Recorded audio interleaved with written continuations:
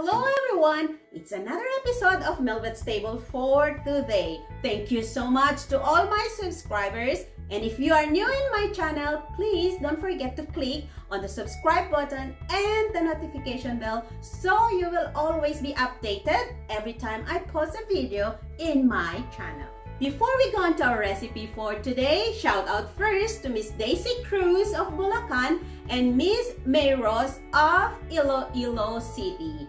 Thank you so much guys, kahit hindi ko kayo kilala in person and yet you give your full support to Melvet's Table. I really appreciate it so much. Today, our recipe is a very famous recipe from Korea. Kaya guys, wag na natin patagalin pa ito. Here are the ingredients.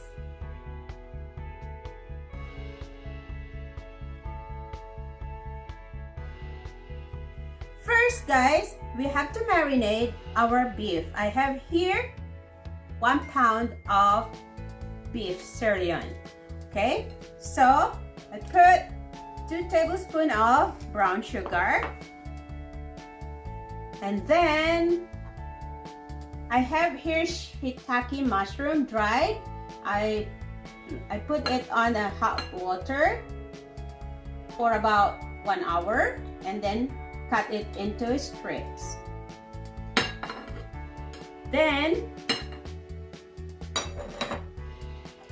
2 tablespoons of soy sauce and 2 cloves of minced garlic. Then I put about 1 tablespoon of sesame oil and 1 tablespoon of cooking wine.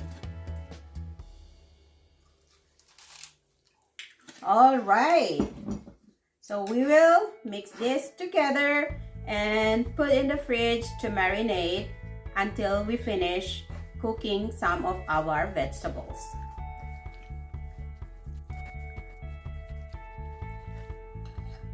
Okay guys, meron ako ditong 2 eggs. I separated the egg white and the egg yolk. Unahin nating iprito yung egg white. I just put a little bit of salt.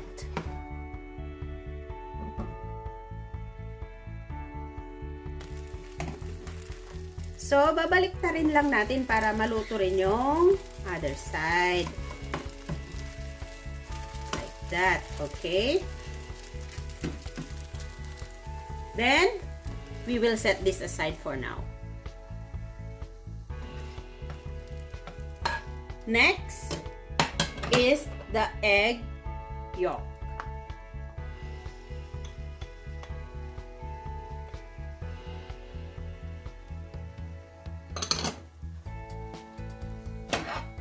So, binaliktad lang natin tong ating egg yolk at luto na siya. So, isa-set aside ulit natin dito. Okay, next, papakulo tayo ng tubig. At pag kumulo na yung ating water, we will blanch the spinach. Have your spinach. So, we'll just put the spinach in.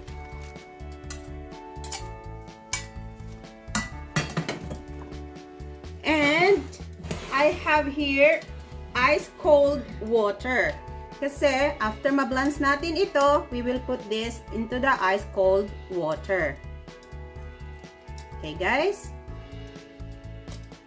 Just about, not even a minute, 30 seconds.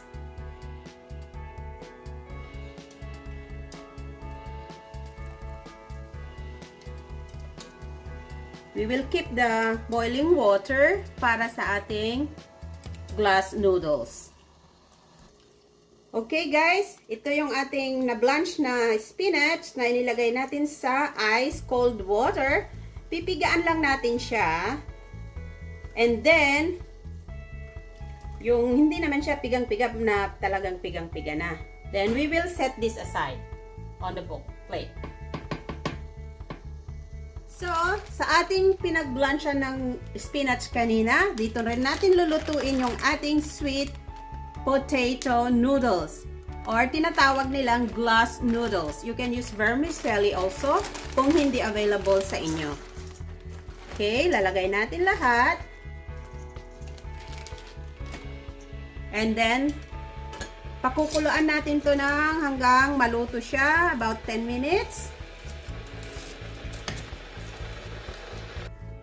Okay guys, pakukuluan lang natin itong noodles hanggang sa maluto siya. I-check nyo after about 8 to 10 minutes. Guys, habang niluluto natin yung noodles natin, maglalagay tayo ng konting olive oil or any oil na gusto nyo. Okay? Then, we will put the sliced onions.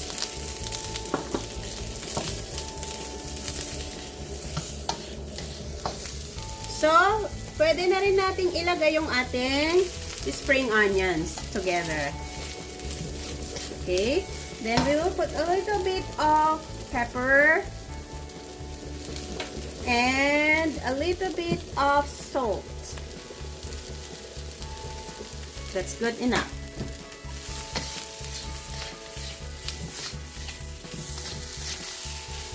Okay guys, pagkaluto na yung ating onion at saka yung ating spring onion, set aside ulit natin dito sa ating malaking plate.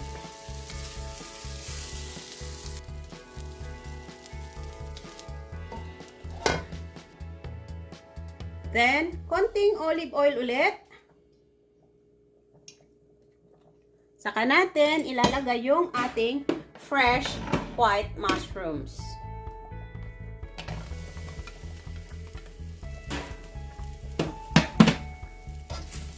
Same thing, we will put a little bit of salt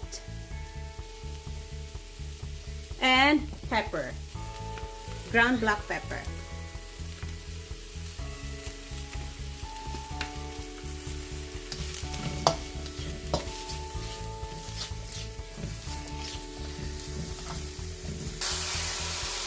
Okay guys, luto na yung ating mushroom.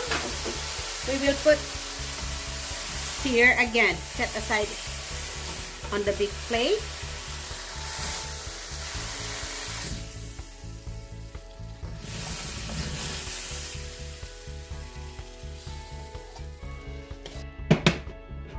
Then, konting olive oil ulit. Guys, patience kasi ang Korean cooking is talagang ganito siya kasi para yung lasa ng ating mga niluluto nandoon talaga siya. So, uunahin natin yung ating carrots. Okay.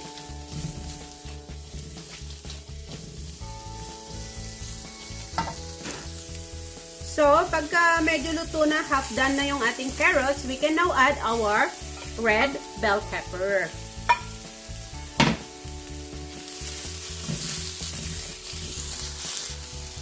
Okay guys, this is done. So, we will separate this again. Set aside, I mean.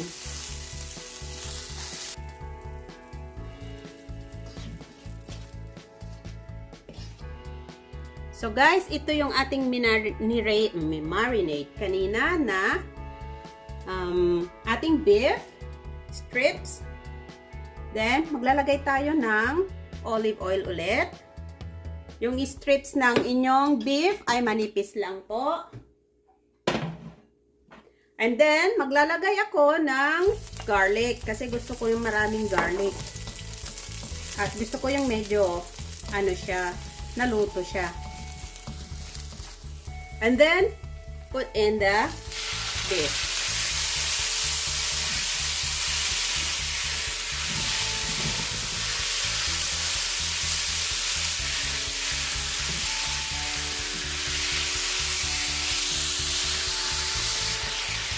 So, halo-haloin lang natin ito guys hanggang sa maluto siya. Okay guys, luto na yung ating beef. We will set this aside again.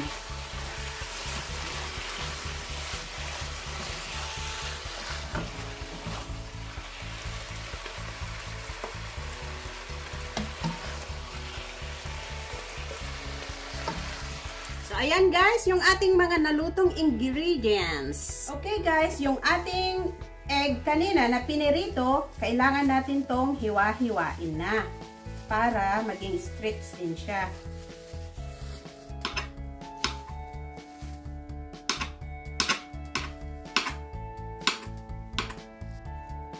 Same thing with the egg whites. Cut din natin siya ng strips.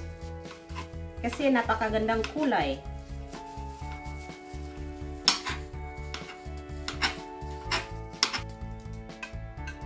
Okay, ito na yung ating noodles kanina na na-strain ko na siya.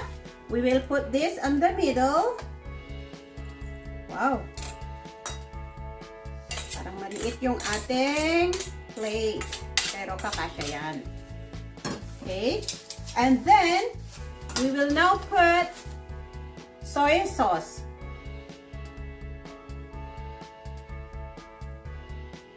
One-third cup. And 1/4 cup of honey.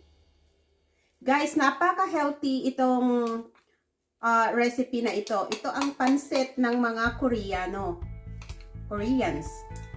Pero this is a very healthy recipe because full of vegetables and also masarap siya talaga. Okay? And then, we will mix this up together. Mi-mix natin lahat. Oh my gosh. Too much.